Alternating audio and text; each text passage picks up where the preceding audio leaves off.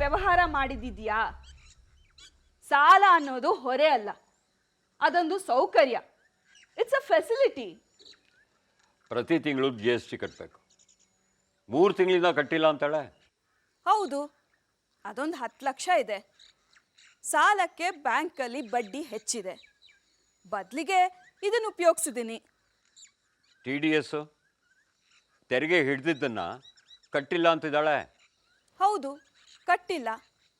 ವರ್ಷಕ್ಕೆ ಒಂದ್ಸತಿ ಕಟ್ಟಿದ್ರಾಯ್ತು. ತಿಂಗಳಿಗೆ 1% ಬಡ್ಡಿ ಅಷ್ಟೇ. ವರ್ಷದ ಕೊನೆಯಲ್ಲಿ ಎಷ್ಟೋ ಆರ್ಟಿಸ್ಟ್ ಬಿಟ್ಟು ಹೋಗಿರ್ತಾರೆ, ಸಂಪರ್ಕದಲ್ಲೇ ಇರೋದಿಲ್ಲ. ಅವ್ರದ್ದು ಕಟ್ಟೋದೇ ಬೇಡ. ಸಮಸ್ಯೆ ಆಗಲ್ವಾ? ಆಗ್ದಾಗೆ ಮ್ಯಾನೇಜ್ ಮಾಡಬೇಕು. ಮ್ಯಾನೇಜ್ ಯಾಕೆ ಮಾಡಬೇಕು? ಅವತ್ತಿಂದು ಅವತ್ತು ಕಟ್ ಮುಗಿಸ್ಬಾರ್ದ? ಹಣ ಎಲ್ಲಿಂದ ಬರುತ್ತೆ?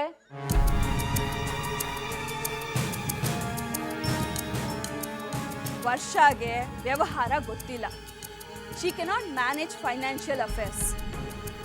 ನಿಮ್ಮ ಸಂಸ್ಥೆ ನಡೀತಿರೋದು ಸಾಲದ ಮೇಲೆ, ಟರ್ನ್ ಓವರ್ ಮೇಲೆ ಜೀವನ ನಡೀತಿದೆ.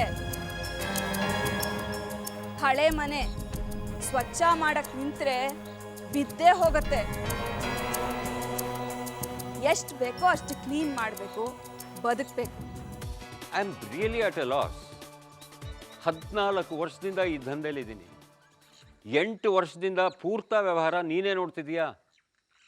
ಕೊಡಬೇಕಾದ್ದು ಸಾಕಷ್ಟಿದೆ, ಸರ್ಕಾರ ಕಟ್ಟಬೇಕಾದ್ದು ಬಹಳ ಇದೆ, ಬ್ಯಾಂಕ್ ಸಾಲ ಬೇರೆ ಇದೆ ಅಂತೀಯಾ. ದುಡ್ದಿದ್ದೆಲ್ಲ ಎಲ್ಲಿ ಹೋಯ್ತು? 14 ವರ್ಷದಿಂದ ದುಡ್ದಿದ್ದೀರಿ ಸತ್ಯ, ಹಾಗೆ ಖರ್ಚು ಮಾಡಿದ್ದೀರಿ. ನೀವು ಆಫೀಸ್ ಕಡೆ ಬರೋದು ಬಿಟ್ಟು 8 ವರ್ಷನೇ ಆಯ್ತು. ಯಾರೋ ಸ್ಕ್ರಿಪ್ಟ್ ಬರೀತಾರೆ, ಇನ್ಯಾರೋ ಶೂಟಿಂಗ್ ಮಾಡ್ತಾರೆ. ಬೆಳಗ್ಗೆ 11 ಗಂಟೆಗೆ ಕ್ಲಬ್ಬಲ್ಲಿ ಇರ್ತೀರಿ, ಕೈಯಲ್ಲಿ ಬಿಯರು. ಇನ್ನು ನಿಮ್ಮ ಮಗ ದಿನಕ್ಕೆ ಎಷ್ಟು ಖರ್ಚು ಮಾಡ್ತಿದ್ದಾನೆ ನಿಮಗೆ ಗೊತ್ತು. ನಿಮ್ಮ ಹೆಂಡತಿ ಏನು ಕಮ್ಮಿ ಇಲ್ಲ. ದೇವಸ್ಥಾನ, ದಾನ, ಧರ್ಮಗಳ ಖರ್ಚು ನಿಮ್ಮಿಬ್ರದ್ದನ್ನು ಮೀರ್ಸತ್ತೆ. ಸಾಲದಕ್ಕೆ ಹೋದ ವರ್ಷ ಬಂಡೀಪುರದಲ್ಲಿ ಒಂದು ಹುಲಿನೂ ಸ್ಪಾನ್ಸರ್ ಮಾಡಿದ್ದಾರೆ. ಅದಕ್ಕೊಂದು 10 ಲಕ್ಷ.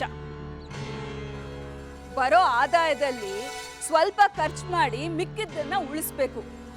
ಇಲ್ಲಿ 3 ಜನ ಪೈಪೋಟಿ ಮೇಲೆ ಖರ್ಚು ಮಾಡ್ತೀರಿ. ಆಬ್ವಿಯಸ್ಲಿ ಸಾಲಗಳು ಇರುತ್ತೆ, ಕೊಡಬೇಕಾದ ಬಾಕಿ ಉಳಿಯುತ್ತೆ. ಪರಿಸ್ಥಿತಿ ಹೀಗಿದೆ ಅಂತ ನೀನು ಹೇಳಬೇಕಾಗಿತ್ತು. ಕೇಳಿಸ್ಕೊಳ್ಳೋ ಪುರ್ಸೊತ್ ಯಾರಿಗಿತ್ತು? ಮತ್ತೆ ಈಗ ಕಳೆದ 2 ವರ್ಷದವರೆಗೂ 3 ಧಾರಾವಾಹಿ ಒಟ್ಟಿಗೆ ನಡೀತಿದ್ವು. ಟರ್ನ್ ಓವರ್ ಹೆಚ್ಚಿತ್ತು, ಆದಾಯ ಹೆಚ್ಚಿತ್ತು, ಎಲ್ಲ ಕುಣಿದ್ರಿ. ಸೀರಿಯಲ್ ಕಡೆ ಗಮನ ಕಮ್ಮಿ ಆಯಿತು, ಹೊರಗಡೆ ಹೆಚ್ಚಾಯಿತು. ಯಾರೋ ಬರೆದ್ರು, ಇನ್ಯಾರೋ ಸುತ್ತಿದ್ರು, ಮತ್ಯಾರೋ ತಿಂದ್ರು. ಧಾರಾವಾಹಿಗಳು ನೆಲ ಕಚ್ಚಿದ್ರು. ಈಗ ನಡೀತಿರೋದು ಒಂದೇ. ಬರೋದು ಬಡ್ಡಿಗೆ ಸಾಕಾಗಲ್ಲ, ಇನ್ ಸಾಲ ಎಲ್ತಿರತ್ತೆ. ಅದಕ್ಕೆ ಚಾನೆಲ್ನಿಂದ ಇನ್ನೂ 1-2 ಧಾರಾವಾಹಿ ಕುದಿಸ್ಬೇಕು. ಹಣ ಓಡಾಡ್ತಿರುತ್ತೆ, ಸಮಸ್ಯೆ ಕಮ್ಮಿ ಇರುತ್ತೆ. ವ್ಯವಹಾರ ನನಗೆ ಬಿಡ್ತೀರಾ? ನೋಡಿ, ಚಾನೆಲ್ನಿಂದ ಅಸೈನ್ಮೆಂಟ್ಸ್ ತರೋದು ನನ್ನ ಜವಾಬ್ದಾರಿ. ವರ್ಷನೇ ಎಲ್ಲ ನೋಡ್ಲಿ ಅನ್ನೋದಾದ್ರೆ ನಿಮ್ಮ ಹಣೆ ಬರಹ. ಸದ್ಯಕ್ಕೆ ವರ್ಷನ್ನ ಅಲ್ಲಿ ಬೇಡ ಅನ್ನೋದು ಕಷ್ಟ. ಮಗು ಅಂತ ಓಡಾಡ್ತಿದ್ದಾಳೆ, ಬಸರು ಅಂತಾದರೆ ಸ್ವಲ್ಪ ಬ್ಯುಸಿ ಆಗ್ತಾಳೆ. ಆರೋಗ್ಯದ ಕಡೆ ಗಮನ ಹರಿಸ್ಬೇಕು. ಸಮಯ ಕಡಿಮೆ ಇರುತ್ತೆ. ಆಮೇಲೆ ಹೆರಿಗೆ, ಬಾಣಂತನ, ಮಗುವಿನ ಒಟ್ಟಿಗಿನ ಸಂಭ್ರಮ, ಅಲ್ಲಿ ಗಮನ ಹೆಚ್ಚಿರುತ್ತೆ. You may automatically take over. ಇರೋ ವ್ಯವಸ್ಥೆಗೆ ಪರ್ಯಾಯ ಅಂತ ನಾನು ಬರಲಾರೆ. ಇದು ನನ್ನದು ವ್ಯವಸ್ಥೆ. ಅವ್ರುಗಳು ಅದಕ್ಕೆ ಅಂಟ್ಕೊಂಡು ಬದುಕಬೇಕು. ಪೂರ್ತ ವ್ಯವಹಾರ ನನಗೆ ವಹಿಸ್ತಾಳ ನೋಡಿ. ಪ್ಲೀಸ್ ಪ್ಲೀಸ್ ಮುಳುಗಿಸ್ಬೇಡ. ನಿನ್ನನ್ನು ನಾನು ಬಿಡಲ್ಲ. ಪ್ರಾಜೆಕ್ಟ್ಸ್ಗೆ ನೀನು ಬೇಕು.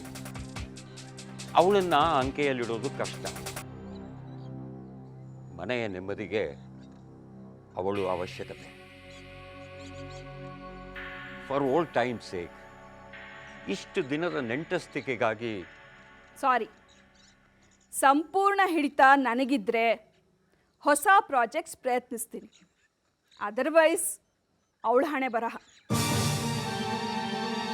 ಅವಳಿಗೆ ಅರ್ಥ ಆಗಬೇಕು, ಪ್ರಪಂಚ ಅಷ್ಟು ಸಲೀಸಲ್ಲ, ಜನ ಅಷ್ಟು ಹುಂಬರಲ್ಲ ಅಂತ.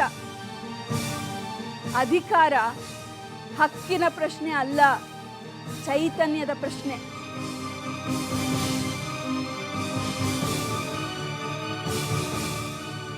ಇಷ್ಟೆಲ್ಲ ಸಮಸ್ಯೆಗಳ ನಡುವೆ ಮಗು ಅಂತೆ 25 ಲಕ್ಷ ಖರ್ಚು ಮಾಡ್ತೀನಿ ಅಂತಾಳೆ. ಮನೇನೇ ಇರಲ್ಲ, ಇನ್ ಮಗುನ?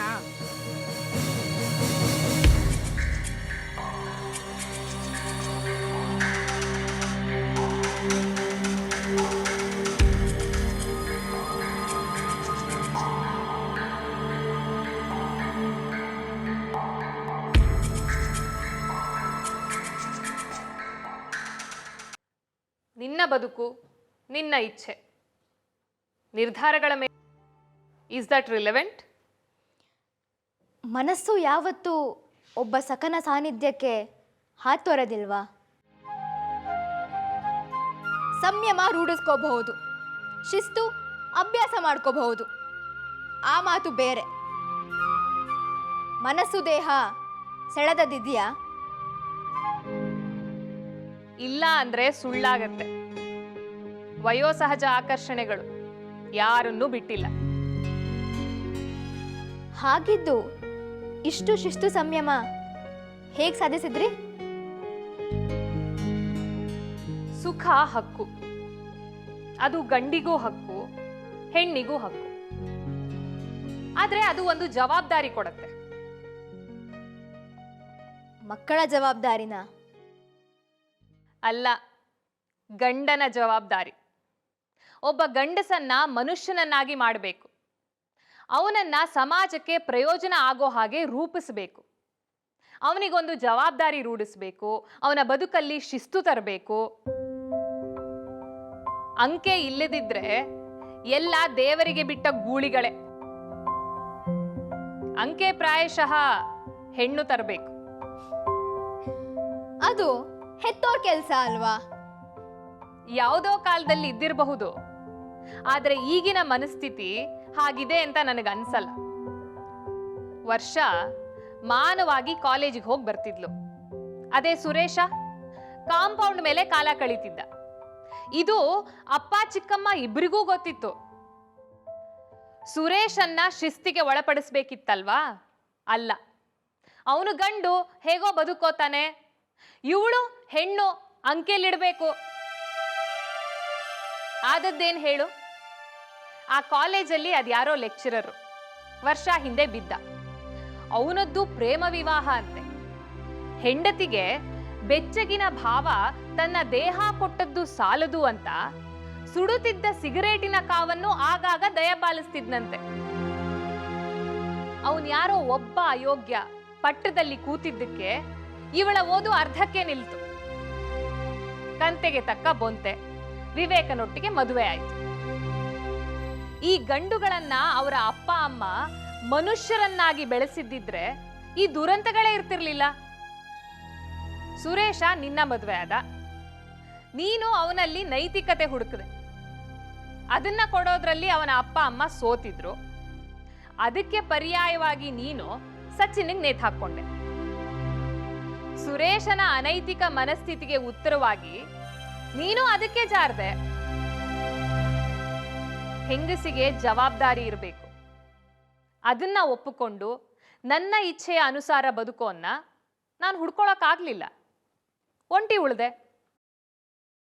ನಿಮ್ಮಪ್ಪ ಚಿಕ್ಕಮ್ಮ ಹುಡುಕಿ ಮಾಡಿದಿದ್ರೆ ಆಗ್ತಿತ್ತಾ? ಆ ಚೈತನ್ಯ ಅವ್ರಿಗಿರ್ಲಿಲ್ವಲ್ಲ. Then what is the purpose? ಯಾವುದಕ್ಕೆ? ಬದುಕಿಗೆ ಒಂದು ಪರ್ಪಸ್ ಬೇಕಲ್ವಾ? ನಿಮ್ಮ ಬದುಕಿಗೆ ಏನು ಪರ್ಪಸ್? There is nothing. ಮನೆ ಸ್ವಚ್ಛ ಮಾಡೋದು ಕಷ್ಟ, ಪ್ರಪಂಚ ಸ್ವಚ್ಛ ಮಾಡೋದು ಸುಲಭ.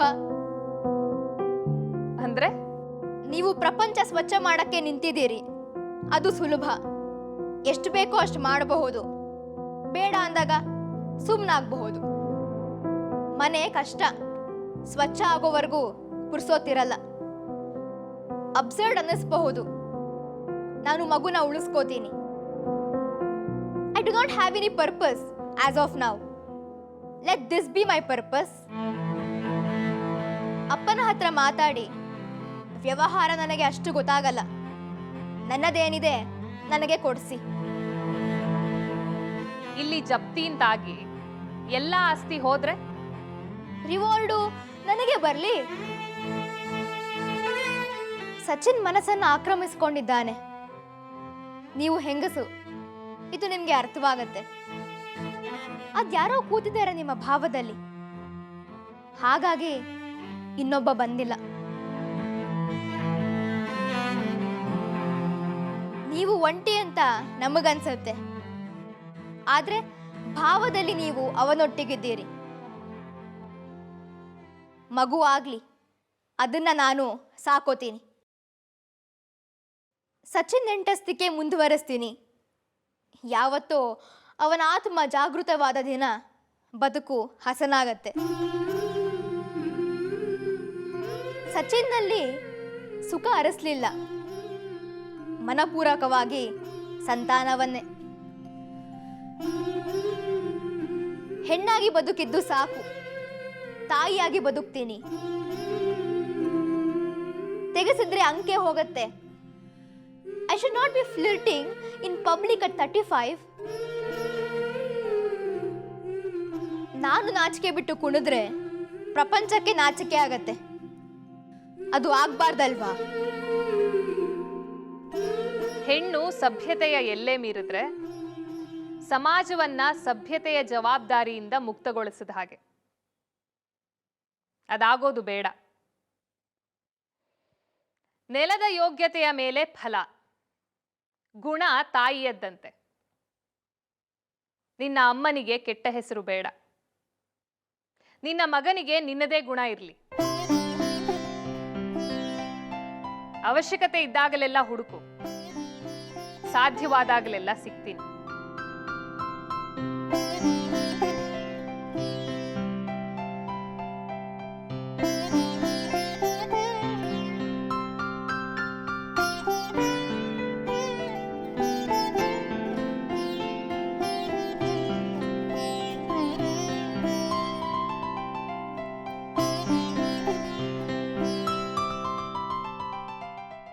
ಒಂದು ಮಾತಿದೆ, ಸಾಯುವವನಿಗೆ ಸುಳ್ಳು ಯಾಕೆ ಹೇಳಿ?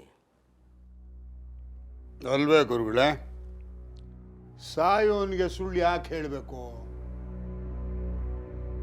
ಆದರೆ ಸಾಯದೇ ಇರೋರು ಯಾರಿದ್ದಾರೆ? ಎಲ್ಲರೂ ಸಾಯೋರೆ. ಹಾಗಿದ್ದಾಗ ಸುಳ್ಳೇ ಆಡೋ ಹಾಗಿಲ್ಲ. ಚಪಲಕ್ಕೆ ಬರೆದ ಮಾತು ಕೇಳಿದ ಕೂಡಲೇ ಆಹಾ ಅನಿಸುತ್ತೆ. ವಿಶ್ಲೇಷಣೆ ಮಾಡಿ ನೋಡಿ, ತಳ ಬುಡ ಇಲ್ಲ ಅನ್ಸುತ್ತೆ. ಬಹಳ ಓದ್ಕೊಂಡಿದ್ಯಾ?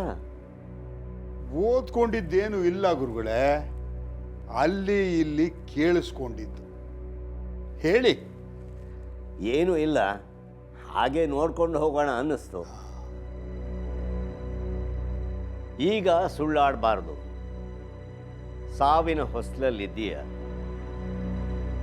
ಸತ್ಯ ಆಡಬೇಕು. ಹೇಳ. ಅನಸೂಯ ಎಷ್ಟು ನಂಬಿಕಸ್ಳು ಅಂದ್ರೆ? ವಿಲ್ ಬರಿತೀಯ, ನಿನ್ನ ಮಕ್ಕಳಿಗೆ ಮೋಸ ಆಗಬಾರದು. ಅನಸೂಯಾಳಿಗೆ ನಿನ್ನಿಂದ ಆದ ಮಕ್ಕಳಿಗೆ ಮೋಸ ಆಗಬಾರ್ದು.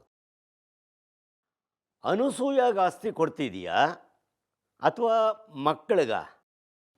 ಅನಸೂಯ ನನಗೇನೂ ಅಲ್ಲ, ಪ್ರೇಯಸಿ ಹೌದು.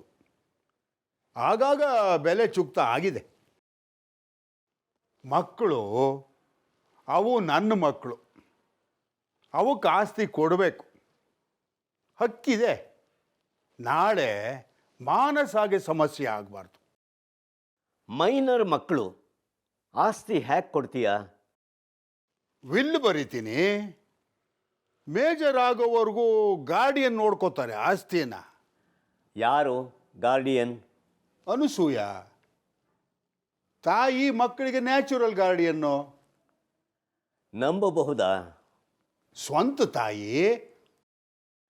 ಗಂಗೆ 7 ಮಕ್ಕಳನ್ನು ನದಿಗೆ ಬಿಟ್ಲು.